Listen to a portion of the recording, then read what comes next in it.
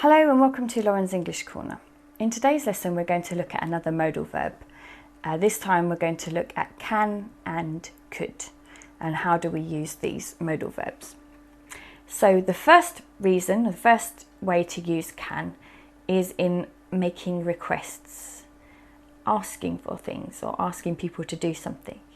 So for example, can you open the window please?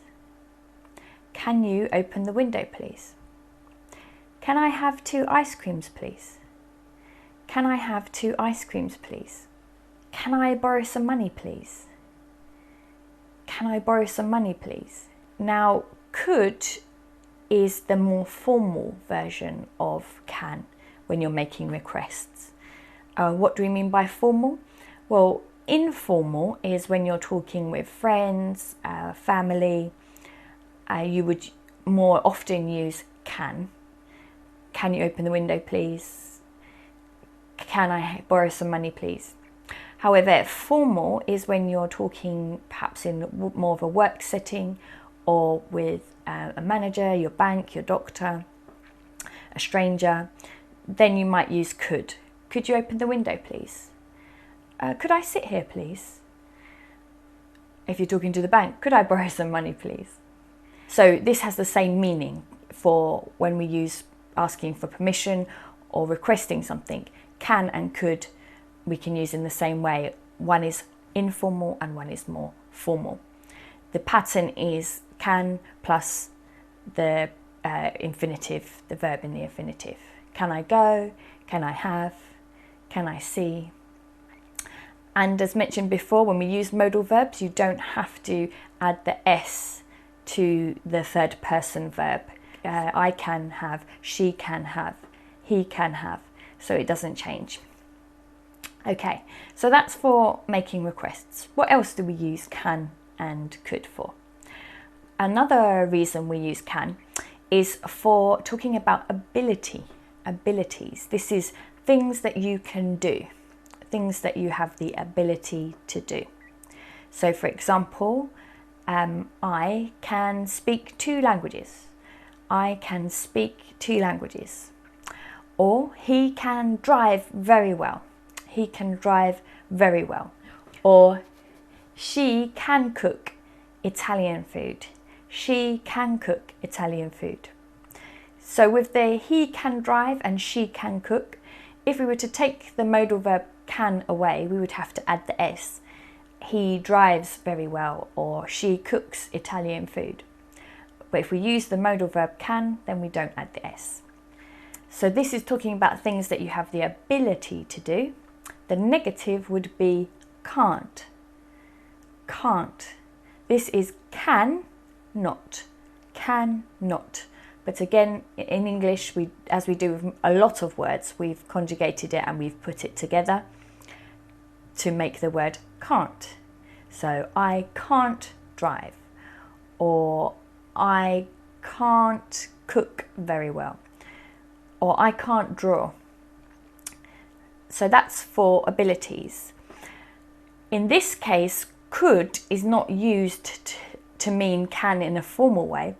Could is now used to mean an ability that you used to be able to do. So it's can, could is can in the past. Can in the past tense. So it's something that you used to be able to do, something you could do before and perhaps now you can't. For example, in my country, I could drive.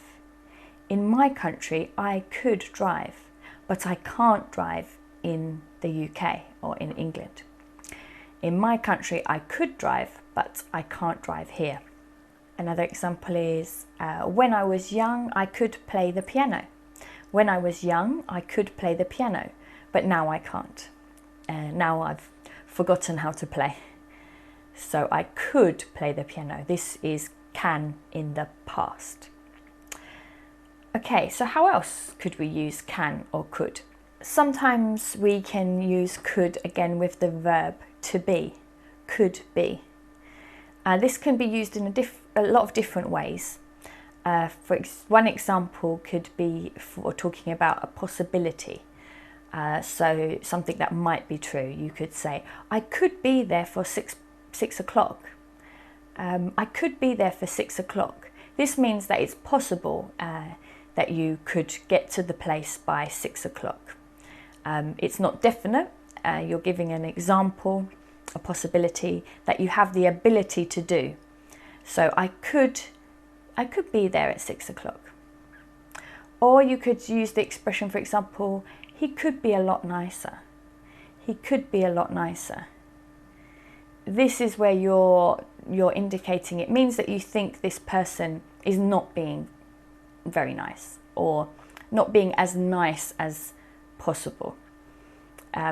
You think that it's in their ability to be nicer, and you're perhaps trying to suggest as well that they should be nicer. So he could be a lot nicer. He could be a lot nicer. With couldn't be, or just couldn't itself, we can sometimes use it to try to highlight or exaggerate something. We're trying to indicate that something is at its highest possible point, or the most it could be, 100%, can't be any more. So we use the can't or couldn't. For example, they couldn't be any louder. They couldn't be any louder.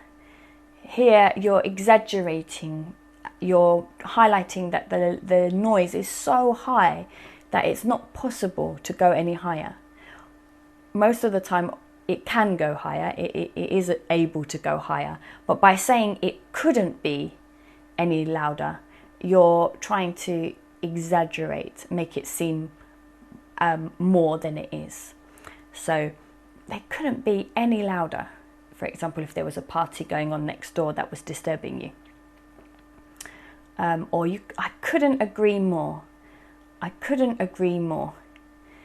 Again, you're using this couldn't, this negative use of could, to exaggerate, to highlight, to make it seem higher than it is. So not just I agree with you, or yes, I agree very much. You say, I couldn't agree with you more.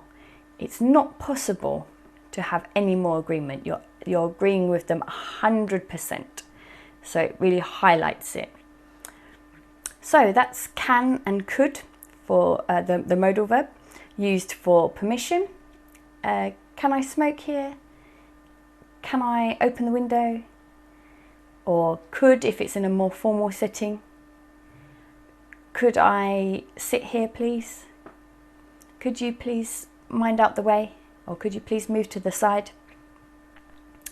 And also we use it for ability, things that we can do, things that we are able to do. I can drive, I can ride a bike, I can cook. Or I can't draw, I can't sing. Or if it's in the past, then we'd use could. I could drive. Or when I was young, I couldn't ride a bike. Now I can. So thanks again for watching, and don't forget to comment, like and subscribe. And please feel free to request any lessons that you would like to see here on Lauren's English Corner. Thanks again for watching, and see you next time.